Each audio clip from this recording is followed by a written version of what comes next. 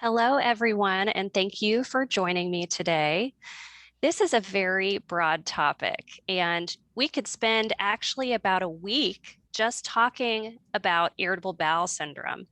And so, my goal today is to make this in small, bite sized pieces and try and give you at least a few ideas about when you talk with your doctor, what we're wanting to know, what you need to be sharing or keeping track of, and then also what treatment options might be available. Of course, today's talk is educational, but does not replace the discussion and the treatment relationship that you have with your primary care physician or your gastroenterologist if you already have one. So, without further ado, irritable bowel syndrome, what can you eat? So, the first thing we're going to talk about is our objectives today. So, what is the diagnosis? Is this something that is a diagnosis of exclusion, as we used to talk about irritable bowel syndrome? What does it mean if you have this problem? And what does it mean for society? And then we're going to talk very importantly about food intolerances, as well as this low FODMAP diet. And the reason why I made sure to include a registered dietitian today is because that we could just go through our handout for an hour without talking about anything else. And so I know that you'll find her expertise very helpful for answering questions.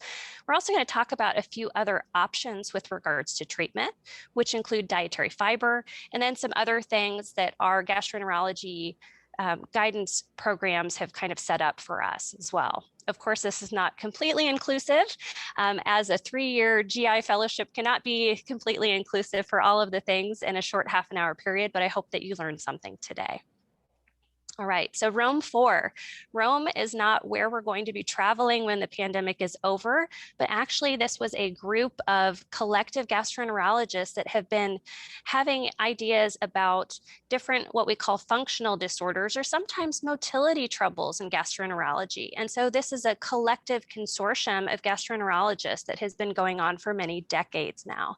And what's really important, and I wanted to be complete about this, is when you come and talk with your physician about troubles, the whole time that we're listening to you or examining you, we're thinking about something called our differential diagnosis. And that means of the hundreds of things that we've learned about, what could be going on and how can we help? And so it's really important that we define, what does the Rome criteria say a diagnosis of IBS means? And we used to think that you had to have extensive laboratory work, perhaps endoscopy, like an upper endoscopy or an EGD, and a colonoscopy before we would settle on that diagnosis. Through multiple trials in the last few years, we've actually been able to predictably diagnose this problem without having to put folks through unnecessary procedures or tests. And that's really important to understand that IBS is no longer a diagnosis of exclusion. So what we want to know is if patients have on average at least 1 day per week in the last 3 months of belly pain, and if they have at least 2 or more associated things. So is that related to a change in the appearance or the frequency of stool, or is it related to passage of stool? So this is a really glamorous slide. And I want you to understand the joy of being a gastroenterologist is that nothing bothers me and nothing grosses me out. So being a patient means that you never have to apologize to your doctor for being honest. And the reason why I included the Bristol stool chart is because we want to speak the same language. And so when you're describing changes in stools, we want to make sure that we're talking about, okay, is this a Bristol 1 and 2?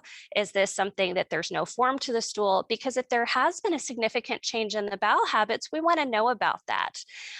Brief commercial because it's March, and so that means it's Colorectal Cancer Awareness Month.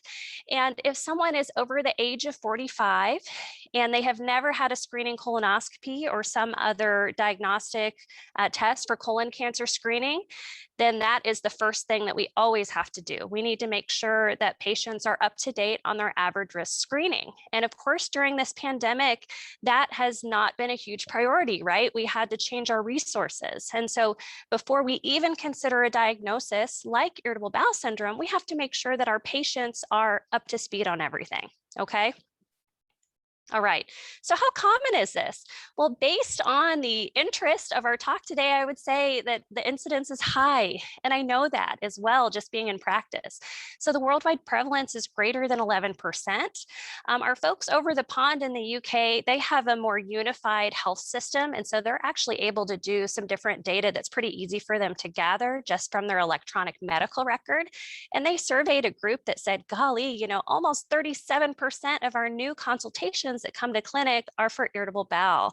And, I've never asked my colleagues, we've never done an informal poll in our office, but I would say that that's kind of in line of what I'm seeing, that this is a very common reason to come see a gastroenterologist.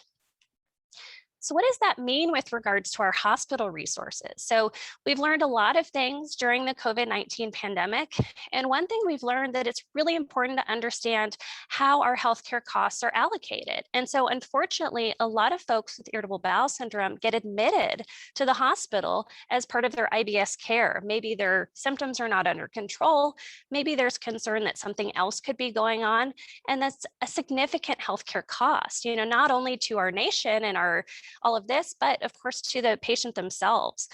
The other thing that I want to talk about, which is exceptionally important, is that patients with irritable bowel syndrome have twice the amount of appendectomies and hysterectomies. So that means having the appendix or the uterus and or ovaries removed from their bodies, as well as 2 to 3 times more gallbladder surgeries. And that's a really big deal. I take care of a lot of different folks with different problems, but one of the things I'm very passionate about is trying to make sure that their organs stay in their body if that's appropriate.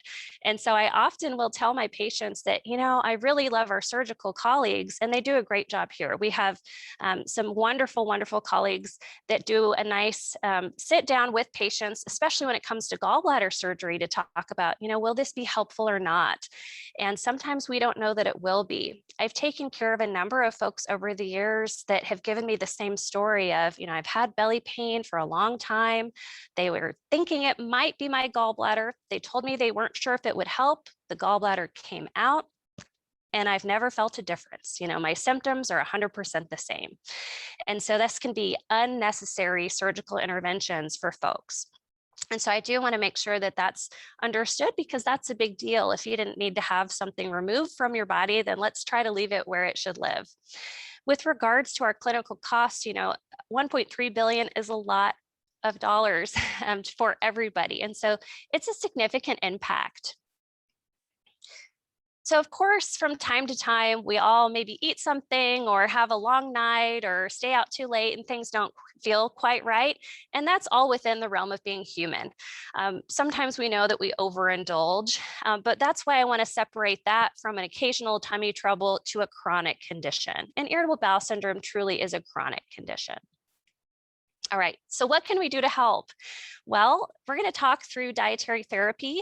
We're going to also talk about a couple other evidence-based things that the Academy of Gastroenterology has really put out, and the ACG, our kind of big journal that is arguably one of our favorites, is called the Red Journal. They actually just released 25 different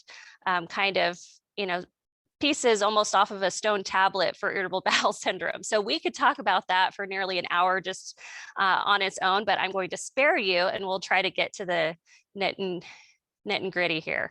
All right, so food intolerances. So a lot of patients come in, they say, oh my goodness, I can't tolerate anything. I'm only eating a couple foods. But what's really interesting is most patients don't have true food allergies. Our perception versus reality seems to be a little bit discordant. So the prevalence of true food allergies is only about 1 to 3%. And so while I do on occasion find a reason to send folks over to our friendly board certified allergist immunologists, this is not a regular part of my practice because most people don't truly have food allergies. And how do we know that? Well, because there's been a few great studies about this. This is one of my favorites because when I first read it, it really struck me as something quite apparent that only 11% to 27% when they did a sit-down blind taste test. So they brought patients in, they sat them side by side, they had them eat foods that they thought they couldn't tolerate, and then they said, how are you feeling? Did you eat something that didn't agree with you? Did you eat one of your trigger foods? And they really had a hard time describing this. And so to me, that is a really interesting, fascinating way to kind of look through this. And when people come to me, for a long time, they've been doing, their own thing, avoiding a lot of foods. And unfortunately, that can lead to overall poor nutrition. I've taken care of multiple people over the years that have gotten down to maybe 2 or 3 foods. And they say, if I eat anything else besides these 2 or 3 foods, I just don't feel well. And that's not good. We need to have, a whole food, typically plant-based, well-balanced diet. And gosh, if you're down to only 2 or 3 things, that's not fun. And food should be an experience in addition to nutrition, but it's also not good for our gut microbiome. Our gut bacteria should be a happy bunch that kind of swirl around, protect us. There's so much immune function from our gut. And so when we restrict them to only 2 or 3 things, it's a self-fulfilling prophecy, because when they see anything else, they get overwhelmed and they don't know what to do. So what in the world are FODMAPs, and why am I so pumped up about them? Well, it's important to talk about high FODMAPs and low FODMAPs. And so the diet that we're going to discuss is a low FODMAP diet. If it's a high FODMAP diet, you're probably going to be having some troubles. And that goes for anybody with or without irritable bowel syndrome. And so FODMAP stand for fermentable, oligosaccharides, disaccharides, monosaccharides, and polyols, which is why we call it low FODMAP, because that's a mouthful. And so this, like many things that has been studied in science, was started in the lumen of rodents. So we use a lot of rats and mice in research, and it's not very glamorous, but what we did is we kind of looked back in 2003 and we said, gosh, if we feed certain foods to these critters, the colon seems to distend. And so that's what the focus is. This is a broad approach to the distension seen specifically in the colon, but also some in the small bowel as well. The other thing to know about all of these different foods is that some of them cause what's called increased osmolality. So they're osmotically active, they pull water, so more fluid is in the bowel. The other thing is that bacteria really kind of like them. So they gobble them up and then they ferment, and that produces more gas. So you're talking about the wall of the colon expanding like a balloon, more water in it, and then extra gas. And so the main complaints that patients tell me about tend to be bloating, abdominal distension, and maybe either belching or passing gas more than they're comfortable with or more than they want to talk about. And so I don't want you to be overwhelmed by this next graphic here, but this is an old study from Rome too, and it's also from our British friends. And so I think it's a little bit cheeky the way they've set it out. But on the y-axis, which is our left side on the up and down part, that's symptom severity. So I want you to focus on those black bars. So what we've looked at are different symptoms. So kind of overall, are they feeling poorly? Is there abdominal pain, bloating, or wind, which is flatulence?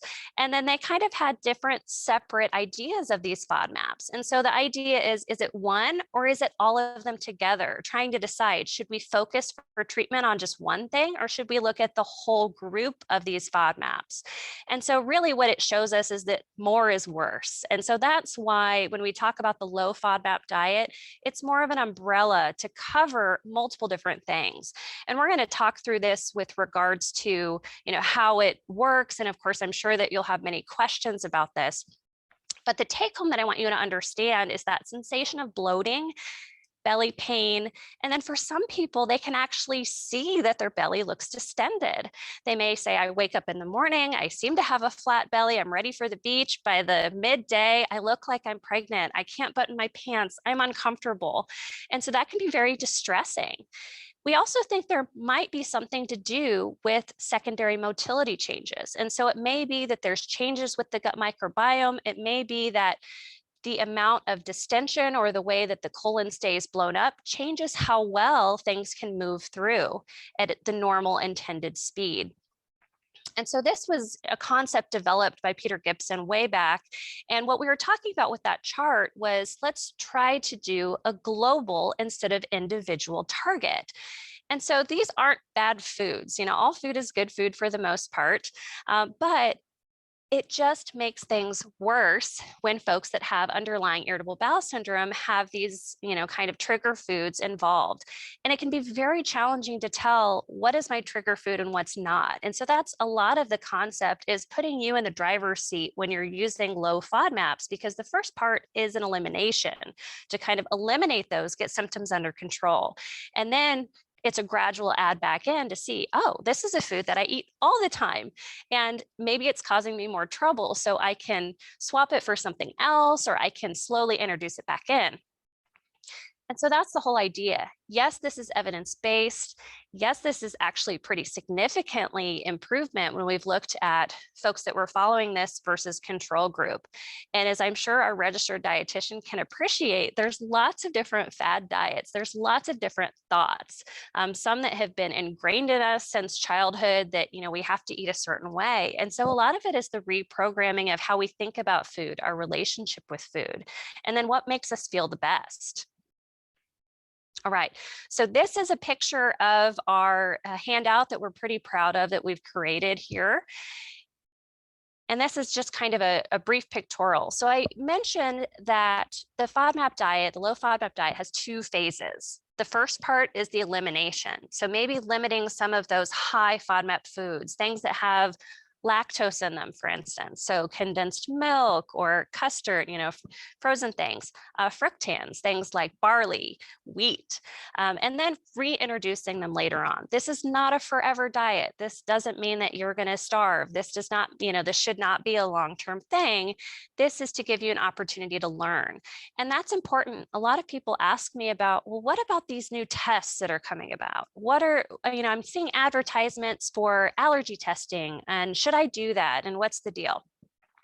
And the short answer is no.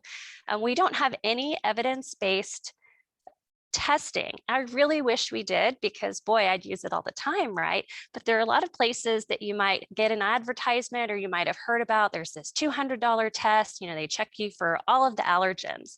I have had a couple patients do this and then bring it to my office, and small sample size, but essentially the entire printout said that they can't tolerate anything.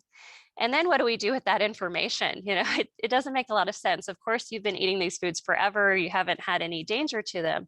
And so I really caution you about, using some of these non-FDA approved or non-evidence-based methods. The reason that we follow this from a gastroenterology perspective is because it has the best data. And maybe in the future, we'll have something that's more precise, that's tailored just to you and to your genome. But for now, this is kind of how we approach it. All right, so what about other things? What about fiber? Well, fiber's been around forever, and it's actually very effective. It's cheap, it's easy to get. You don't have to ask for a prescription to go to the pharmacy and buy some. And we think that it does a couple of things. We think that it might do something with the prebiotic role in the gut, and maybe help with metabolism and fermentation. Remember that we talked a little bit about the FODMAPs and fermentation from our gut bacteria. So we think that maybe this helps as well. All right, so same thing. Is this really evidence-based, or is this just we've done it forever, so it must be good? Well, this is also very evidence-based. And anytime in the medical world you see a systematic review and a meta-analysis, that means that the researchers have sat down and they've looked at the many, many different studies, and they've compared them, and they've said, are these large studies? Are these small studies? And they actually did a really nice one a few years back about what kind of fiber. Okay, fiber is a broad term. So what kind of fiber? All right, this is to show you all of the cajillion different studies, but we've been studying fiber since the 70s. So this is not a new concept. Of course, we've gotten better about understanding what type and how to dose, but ultimately this nice big meta-analysis favors fiber, and more importantly, soluble fiber. So what in the world does that mean to you? Great question, because there's a million different things. It can be really overwhelming when you go to the pharmacy. Well, I have no brand loyalty. It does not matter to me which brand of fiber. Whatever is on sale is usually a good option. But if it has psyllium in it, that's what we want. So we want that soluble fiber. So that's different from our bran, our bran muffin that I hear a lot of, folks say, well, I make my bran muffin in the morning and then I go about my day. Believe it or not, that can actually be more troublesome. And so a couple more studies that kind of talked about this. So which is the right fiber, soluble or insoluble fiber? So soluble fiber or psyllium-based fiber, much more effective than placebo. And then bran, so what we're kind of used to, or maybe at least in my generation, kind of what we grew up on, was not more effective. And actually, a lot of people couldn't tolerate it. So this is a big deal to be able to read the label, know what you're looking for. All right, so what does ACG say? So, the American College of Gastroenterology says exactly what we've gone through, that fiber, psyllium fiber products provide some relief. So it's totally reasonable to try. Be wary of bran or insoluble fiber, as this may worsen symptoms. So what else do we have? Okay, we've talked some about dietary therapy. We've talked about fiber. Is there anything else? Yes, actually, the ACG studied exercise, believe it or not. We think that there's a tremendous relationship between our mental health and our gut health. And so throughout my clinic, and probably when I'm here rounding at North Kansas City Hospital, I say the same thing over and over again, is happy brain, happy gut, happy brain. And so we know that we should all exercise more, and it can modify that axis. It relaxes us. We get those endorphins. It makes us feel better. And this isn't just, exercise once in the month and you're set. This is a very regular exercise habit. And so that is truly important enough that it made it into the guidelines, which is a pretty big deal. All right. So what else can we use? We can use things like neuromodulators. So these are prescription medicines. Sometimes these are tricyclic antidepressants. Other times these are different medicines that alter how our brain perceives pain. And what I often tell folks is, this is real pain. It is real pain. It is sometimes severe pain. And this is a way to kind of tell the nerves that are in our gut to settle down, that we don't want to hear them quite as loudly as they're speaking. Now, in gastroenterology, we use very small doses of these medicines. This is not the same dosage for chronic anxiety. This is not the same dosage for folks with moderate to severe depression. I leave that to my psychiatry colleagues, but this truly is a helpful treatment. And you need to be aware that if that's something that's recommended, it's totally reasonable. Another thing that's kind of fun and old school is peppermint. And so some patients self-select for this. Our sample sizes are small in the studies, and it is mentioned in the new guideline. We don't have a really nice way to dose it, right? Because there's different formulations, people take different things. And it's also important to notice that if you have one recommendation, you have to consider other coexisting health conditions. So I would not recommend peppermint to someone that also has gastroesophageal reflux disease. So if you have GERD and you take peppermint, your GERD is probably going to get worse. So that's not something I'm interested in giving you. Probiotics, great question. So probiotics, I probably get asked about at least once a day, maybe a couple times a week at the minimum. And I was supposed to be talking with you all over a year ago before the pandemic hit. At that time, I would have told you that probiotics were recommended. They have been unceremoniously ripped from our guidelines since then. So they are no longer recommended. And the reason why is actually some of the group of researchers that put this together sat down and they looked at all of the studies together. And the larger the study they had about probiotics, the less the data looked good. And so the more that they reviewed, they decided, oh boy, we really thought this was a good thing. But it's not. We don't think this is helpful. They can be very costly. So if I have someone that comes to me that's been on them already, I'll kind of say, finish out what you bought. But other than that, we do not recommend them, interestingly enough, anymore. Science is always changing. All right, so what else can be helpful? I think all of us could use mindfulness during and after this pandemic. Things have been stressful. Life has been turned upside down. I have given hundreds of lectures in my career, but I've never had to wear a headset. There's just things that are different. And so mindfulness looks different for each person. That may be daily prayer. That may be meditation. That could be talking to someone. That could be talking to a close friend. Or, if you're a parishioner, talking to someone in the clergy, that could be talking to a psychiatrist or a therapist. Again, we're trying to focus on that brain-gut axis. And so if you're having trouble with sleep, anxiety, or depression, your gut is not going to be happy. And so it's important to kind of look at the entire picture. All right. So if you're one of the many bacteria in the gut, you may not think that it's a really nice place to be. And I think all of us are going to be a bit overwhelmed when we're all vaccinated and back in public, because I think large crowds will feel differently than they did before, but that's okay. All right, one thing that might be helpful if you're following along at home or you have a lot of questions, is this me? The ACG has a really, really nice, easy to access screener. And so I implore you, if you think that might be something that you want more information on and you want to take that data to your physician, that you can use that to kind of get an idea of where you are. All it does is really walk you through the Rome criteria that we discussed. Things happen. You expose yourself to stressful situations, or maybe you eat a food you're not used to, and it's okay to have some tummy troubles now and then. But if it's a chronic problem, that's something that your physician wants to know about.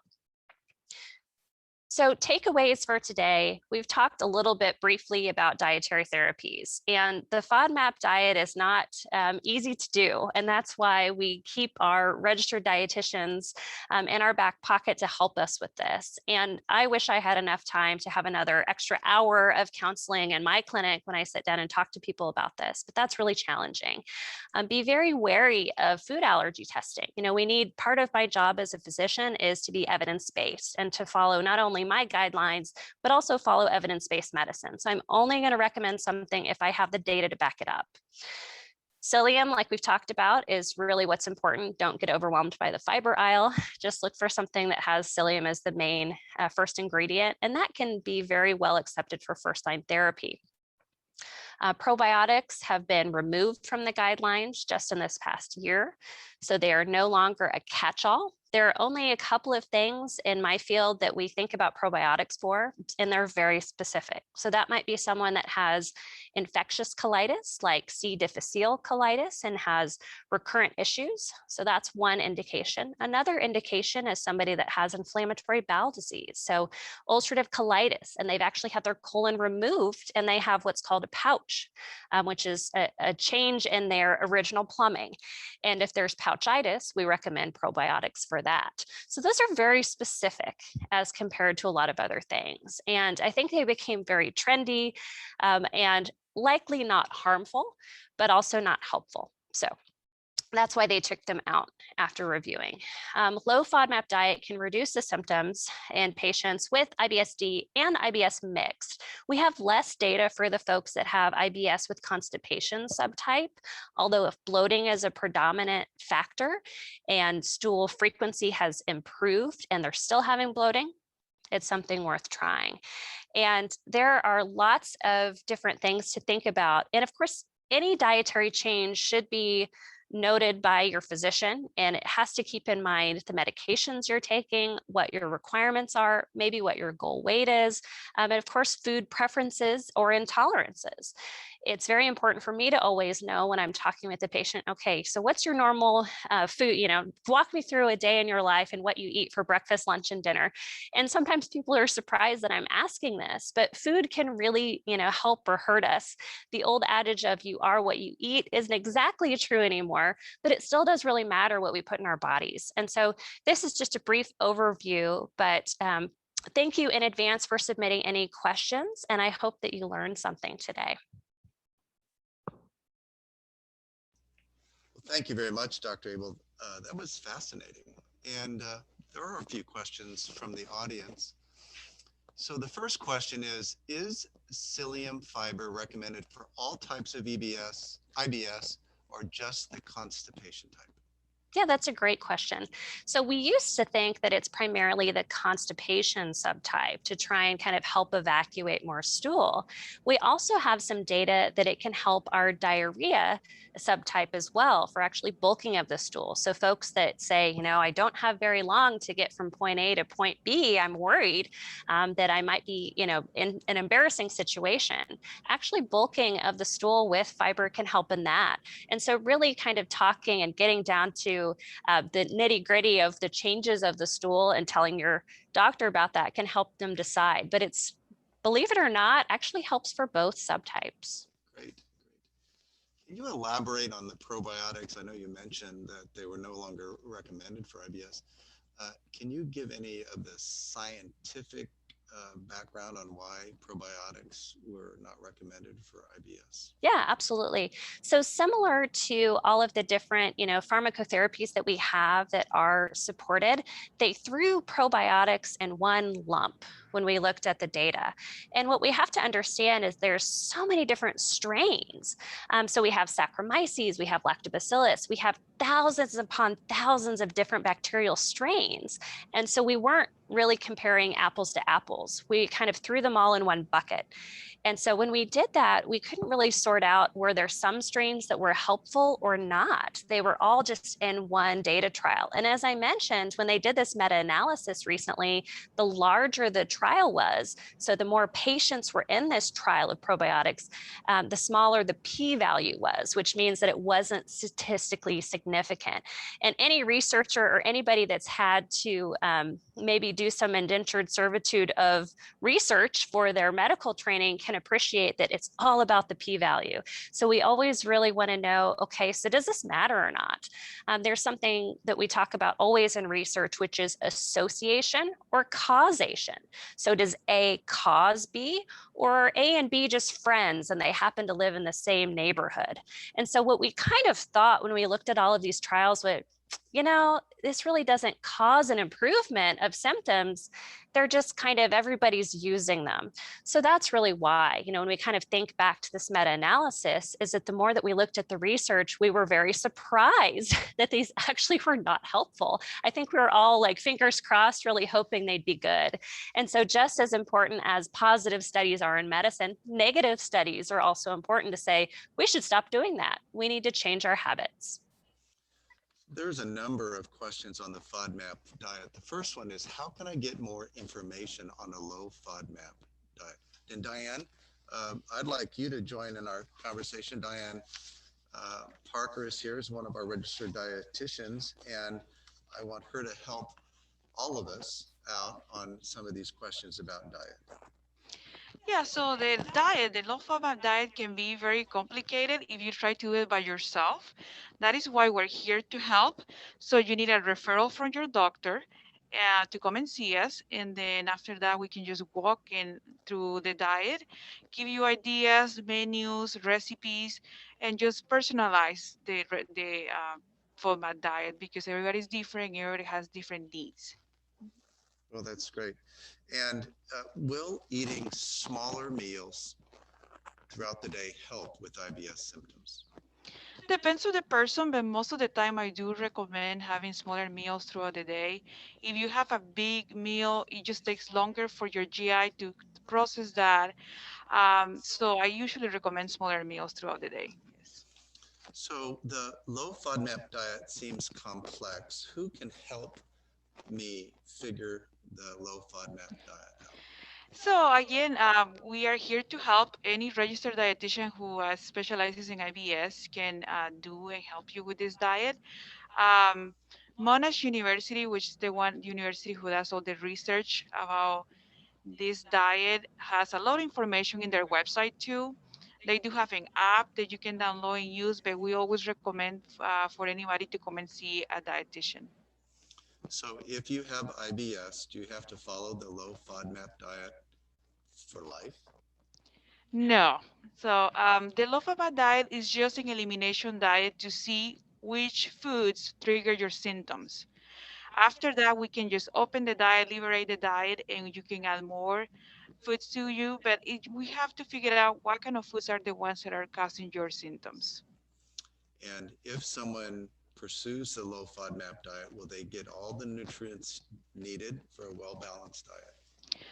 No, that is why the diet is only supposed to be followed for 3 to 6 weeks. You don't want to do that in the long run because if you continue with the low FODMAP diet, you are not going to get all the nutrients that you need. Okay. So this is a question, I think, for Dr. Abel. Is there a dietary recommendation for starting your system following a colonoscopy? So like a reboot after a colonoscopy maybe Yeah, is yeah. So So, what's funny, I actually tell this is, of course, completely anecdotal. I have no data for this, full disclosure. So, after I do a colonoscopy on someone that maybe we suspect has irritable bowel syndrome, or maybe they tell me as they're getting ready to fall asleep that, oh, yes, by the way, I have some tummy troubles. And I think to myself, sounds like you might meet the RUM criteria, but maybe they're there for colon cancer screening, just otherwise average risk. Doing the purgative of the bowel, so doing a good bowel prep, changes our gut microbiome, right? So we've hosed out all that bacteria. And so often I kind of, grin and say, well, maybe if you have IBS, you'll feel a little bit better after your colonoscopy. It has nothing to do with my excellent driving. It has nothing to do if I remove a polyp, but it does have something to do about your gut microbiome. And I do have patients that tell me that when they follow up in clinic, they say, I don't know what you did, but I just feel so much better. And I'll say, well, you did all the work. It was following the bowel prep and really hosing things out. The best time, in my opinion, to start a change like the low FODMAP dietary trial is, maybe after you've had some avoidance from some of those less healthy foods. So if you've been on a vacation where you're eating, rich foods, you're eating a lot more, maybe you're drinking more alcohol than you typically do, it's really good to kind of step back and get back to, your healthful changes and then start a new diet. But right after a colonoscopy is kind of the perfect hit reset option. Oh, that's nice. So here's a question. Is Miralax good to use? That's a great question. So Miralax is something that I do not get any compensation for, but is a very, very important part of our practice in gastroenterology. It does not have the same evidence base that fiber does, believe it or not, in the ACG guidelines. Now, that being said, for some patients with irritable bowel syndrome and constipation, it is a tried and true, very well tolerated medicine. It does not interact with anything. It's an inert substance that just works in the gut. And that makes a world of difference for a lot of patients. It can be the only therapy that's needed for IBS constipation type. But there's actually the new ACG guidelines are talking more about aggressive kind of purgatives and things that turn on the calcium chloride and the channels in our colon that do that. And so short answer is it can be very helpful. It's not dangerous. It doesn't interact with anything. And there's no reason that it can't be a chronic medicine. Okay. Here's one for Diane. If foods on the FODMAP cause discomfort, should I push through it and hope that my body adjusts? Well, no, we usually want to make a diet especially for you to make you feel comfortable.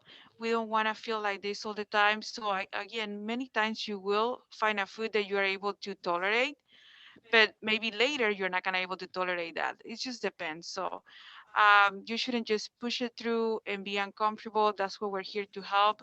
We can always go through all the foods and see which are the ones that are causing symptoms. Sometimes it's also how much of that food you're having. Sometimes you can have symptoms if you have half a cup, but not if you have less than that. Or sometimes people can able to tolerate half of an apple, but not a whole apple. So it varies. Okay. Here's another one for you, Diane. Is ground flaxseed soluble? So I believe yes. And I don't know what you want to use the flaxseed. It is very helpful for people who have constipation, but it is, yes. Okay. And for Dr. Abel, here's one for you. What about Crohn's disease? Oh boy, that's a big question. So, It what is. about Crohn's? So, Crohn's and ulcerative colitis are inflammatory bowel diseases. And I think our biggest worry being a physician, we never want to miss anything. We always want to have the perfect differential diagnosis and have that, diagnosis wrapped up with a bow and it's very clear. And so, of course, in young people, our biggest concern is missing something like Crohn's or ulcerative colitis. And so it is important that we think about, when patients are talking to me about their belly complaints, we're always thinking about what's called red flag symptoms. So if somebody tells me that they've lost significant amount of weight without trying, if they're seeing blood in the stool, if they have pain that keeps them from sleeping, if they're having nocturnal stooling, meaning that they're getting up, in the nighttime to have bowel movements, that's not normal. When you're asleep, your colon should be asleep. And so those are things that we want to know. Those can be more worrisome signs that could lead to something like, heaven forbid, a colon cancer, or something like inflammatory bowel disease like Crohn's or ulcerative colitis. And so that's a completely separate part of gastroenterology. One thing that we do in our young folks when it comes to irritable bowel syndrome with diarrhea is that they need to have celiac testing. Celiac disease is something that's really common, especially in Northern European descendants. And so we need to check for celiac disease. That is one of the things that we know is important before we kind of land on that diagnosis of IBS. Okay. Well, this would be a good follow-up. This is from one of the listeners. I've had IBS since I was 22 years old. Now I'm 46. My doctors put me on 5 fiber pills a day and milk of magnesia. Starting in 2017, I started to develop a gluten intolerance. Is it normal to have a gluten intolerance with IBS? There is some overlap. And so if we look at our low FODMAP, handout that's very detailed. And if you sit down with a registered dietitian, a lot of folks will notice that things like wheat are on there. And we also can appreciate that our gut microbiome changes with time. One thing that I talk with a lot of people about is lactose and lactase deficiency. So the older that we get, the less likely we are to tolerate dairy. And for reasons that I've never been able to understand, in every hospital I've ever rounded in or worked in, we serve our patients milk with like every meal, and it drives me insane, and I can't do anything about it. But these are kind of some interesting changes that happen with age.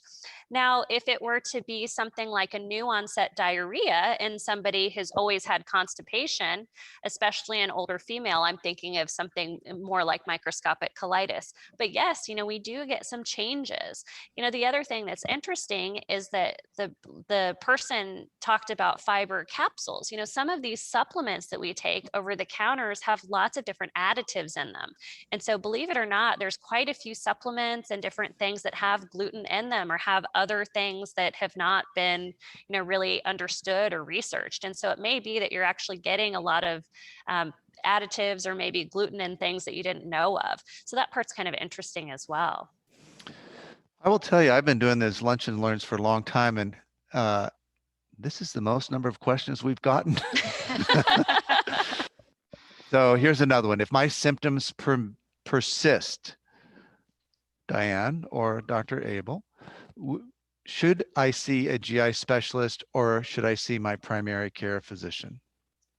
I'll take that if you don't mind, Diane. Yeah, go ahead. So, your primary care physician is the first line of defense. And I often am very honest. I did a chief year in residency and one of my co-chiefs was the smartest person in the world. And she does ambulatory internal medicine.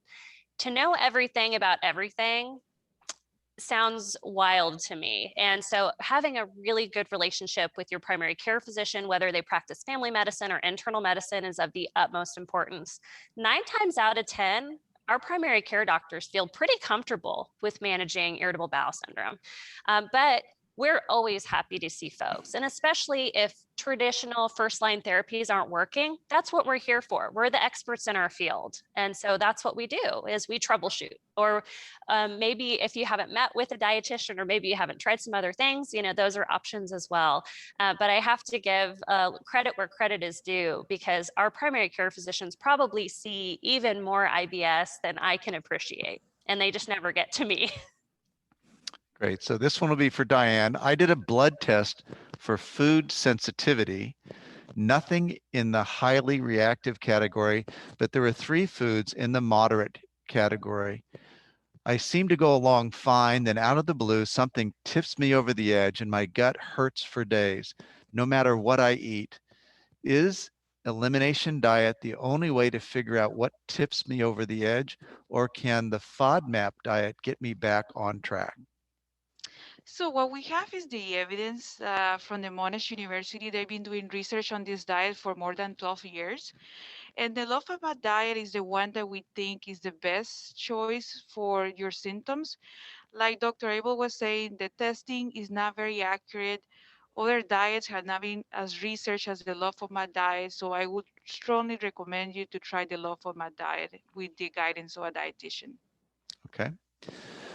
So here's another question, another combo disease process. What about people with gastroparesis as well as IBS? Do you have any management suggestions? That's a tough Oh one. boy, that is a tough one. So gastroparesis is an exceptionally challenging diagnosis. And for those of you that aren't familiar with it, that essentially means that the little nerve cells in our stomach that typically kind of milk things through our stomach down into our small intestine aren't working. The most common reason that happens is uncontrolled blood sugars. So typically, poorly controlled diabetes, if the A1C, meaning that the sugar has remained high for quite some time, it's kind of pathognomonic if somebody tells me, yes, my A1C was 10% or 12%.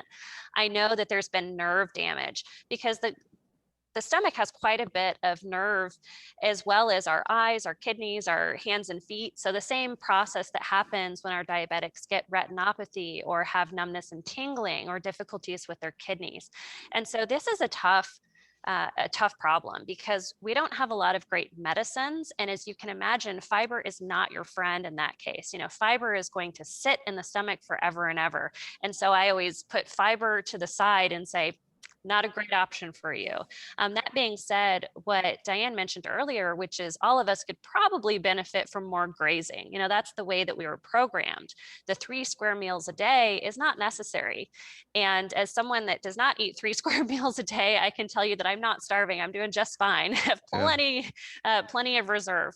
And so small, frequent grazing instead of these large meals to where we eat to where we feel full, you shouldn't necessarily eat until you feel full. That's kind of past the point of no return. And so especially for folks that have gastroparesis and irritable bowel, it is a tightrope to walk. And so those are folks that I make sure meet very closely with our registered dietitian. Here's another one. Can loperamide be used as a chronic medicine? That's a very good question. Short answer is yes. Long answer is only under the direction of a physician. So most things you're going to see that are available over the counter, loperamide being one, that's an anti-diarrheal medicine. It'll always say take for so many days. If not, ask your physician. There's a reason. Everything has a side effect, believe it or not. And so it's really important that we know the reason why you need it long term. If we're aware of it, if you're up to date on your colon cancer screening, everything else has been evaluated, that's a different story. Okay. Diane, here's one for you. I run a lot, so I have a high metabolism. If I go too long between meals, then eat, my gut hurts no matter what I eat. Any recommendations? So the best thing for you is to have the small meals throughout the day. If you know that you're gonna go for a run, sometimes people like to eat before, sometimes people like to eat right after. So it depends on the person. But yeah, just make sure that you're not having big, large meals throughout the day because that would be kind of difficult for you to tolerate. Again, smaller meals throughout the day is the best option. Okay. Can IBS be seen with a colonoscopy? That's a great question. So the primary option for us to see anything is that we don't see anything on colonoscopy, meaning that we've ruled out things like inflammatory bowel disease. So Crohn's and ulcerative colitis cannot hide from us. I often will tell patients and my staff when we're talking about colonoscopy that the colon never lies. We're looking for mucosal disease. And so IBS means that there's an absence of ulcerative colitis or Crohn's. And so I expect to see ulcers or changes in the mucosa, the way that the tissue looks to my eyeballs. And one thing that we know is that there can be overlap. And so it gets complicated. Somebody might have Crohn's disease and they might also have IBS. But that is, that's kind of a different animal, meaning that they're already established with us. We already have them on appropriate Crohn's therapy, but they may be very very intolerant to certain foods. That may not be related to the actual disease that lives in their colon. That may also be related to some of the other things that we talked about, the brain gut axis. And there is a high incidence of anxiety and depression in patients that have Crohn's disease or ulcerative colitis, because that's a very serious, chronic problem. And like most people that have, very serious chronic medical problems, it can be really stressful to be a patient. And so the short answer is we would not expect to see any mucosal abnormalities in the setting of irritable bowel syndrome. Thank you. So this is another question about natural laxatives. Do prunes work as a natural laxative? And are there other natural foods that work as a laxative?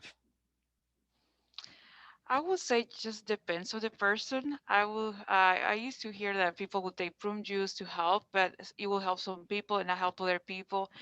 I feel like getting the right amount of fiber for you, it will help better. Getting enough fluids.